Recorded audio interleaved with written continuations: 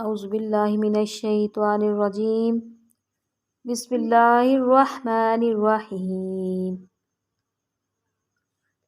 وَمِنَ النَّاسِ مَن يَتَّخِذُ مِن دُونِ اللَّهِ أَندَادًا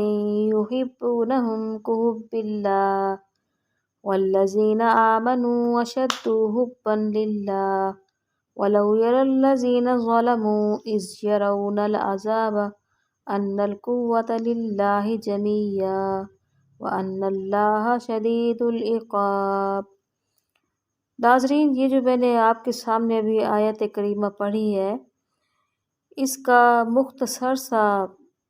یہ ہے کہ جس کا شوہر اس سے ناراض ہو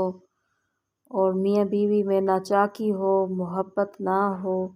تو یہ اس کو پڑھ کر